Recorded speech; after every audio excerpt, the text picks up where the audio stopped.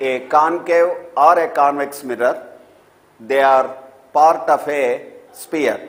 They are part of a sphere. Therefore, the center of the sphere of which the given mirror is a part is called center of curvature. A concave mirror or a convex mirror, they are part of a sphere.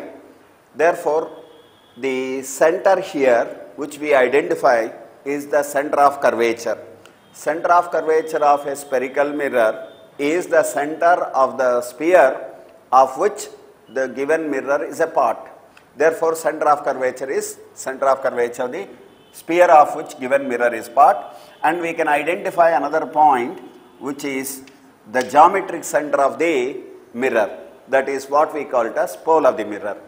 And line joining these 2 points, that is center of curvature and pole, this is called principal axis.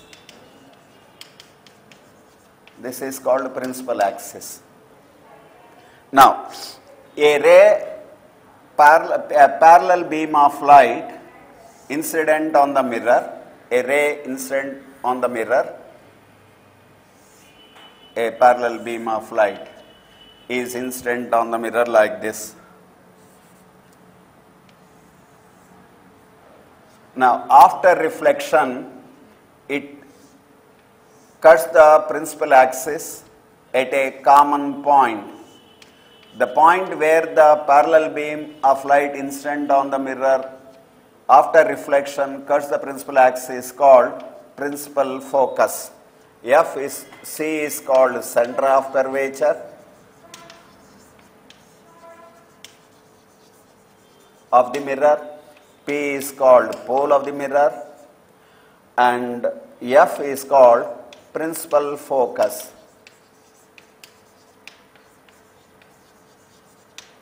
Principal focus. And PF is called focal length. Distance of principal focus from pole of the mirror is called focal length of the mirror. And PC is distance of center of curvature from the pole.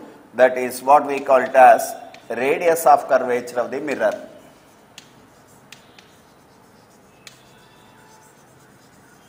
Radius of curvature of the mirror.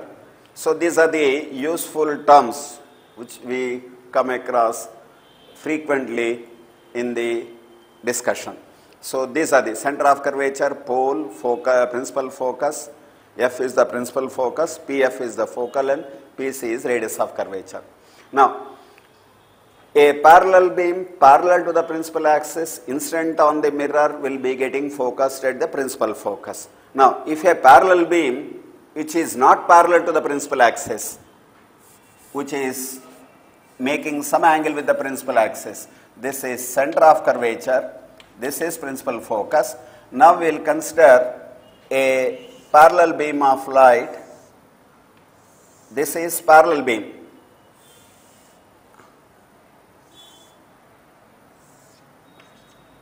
This is parallel beam, but which is not parallel to the principal axis. In fact, it is inclined to principal axis. Now, what happens to this?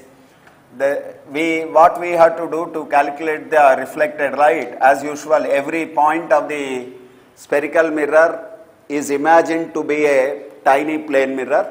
Therefore, now where the light ray is incident, say middle ray we are considering, middle ray is incident at this point. Draw a normal at this point. Normal will be passing through center of curvature. So this is angle of incidence. Therefore, at the same angle we consider a reflected ray. So this is reflected ray corresponding to this ray. Similarly, corresponding to this ray incident, reflected ray will be meeting here and this will be meeting here. Means this parallel beam incident on the spherical mirror here, concave mirror, after reflection passes through a common point but not on the principal axis, somewhere here. Therefore, this is called focus. This also focus, but that cannot be called as principal focus because that is not lying on the principal axis. Therefore, this focus alone is called principal focus. This is focus. Like that, wherever the beam is incident on the mirror, in whichever direction they ultimately get focused. All these foci lie in the plane which is perpendicular to the principal axis. This plane is called focal plane. So, on this focal plane, all the foci means corresponding to parallel beam of light in any direction which is incident on it ultimately get focused. The principal focus and all the other foci lie on this plane, that is called focal plane. So, that is how we will be able to make out these points. Next one is distance between or relation between radius of curvature and focal length of a mirror. Now, consider a concave mirror, identify the center of curvature, pole of the mirror. Now, consider a ray of light incident on the mirror at a point A. First, we have to identify the angle of incidence. For that, we should draw the normal here.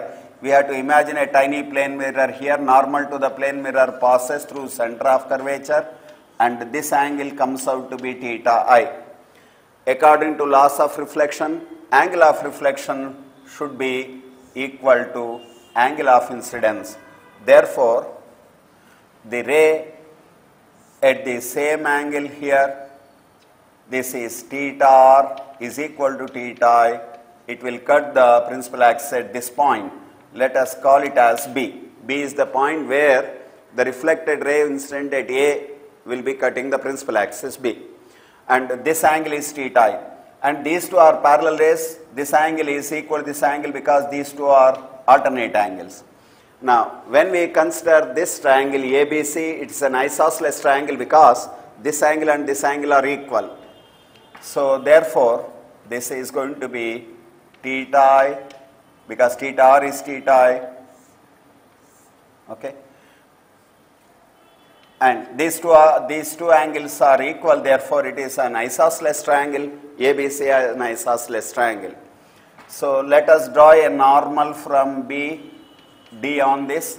Then we can write it. AC is nothing but AC is radius of curvature. AC, PC, radius of curvature.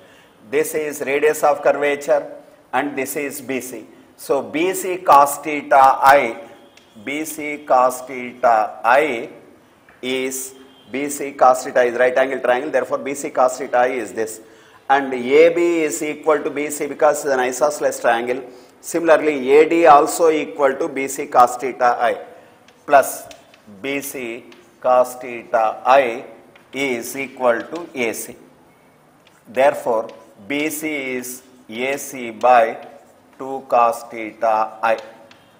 AC is R by 2 cos theta I is BC value. What we need is this is the focal length. So therefore, PB is equal to PC minus BC. PC is R minus BC is R by 2 cos theta I. That is the focal length. So focal length of light related to radius of curvature of focal length of the concave mirror related to radius of curvature of the concave mirror by this formula. R is R minus, that is F is equal to R into 1 minus 1 by 2 cos theta I. This is useful formula. Now, if the ray is nearer to the margin or away from the principal axis, parallel beam is far away, little bit away from the principal axis, incident on the mirror margin, nearer to the margin, such rays are called marginal rays. So these are called marginal rays. So when marginal rays are incident, theta I will be more. Then focal length we have to calculate by this formula. Now if the rays are very close to the principal axis, these are called paraxial rays. Rays parallel to the principal axis and close to the principal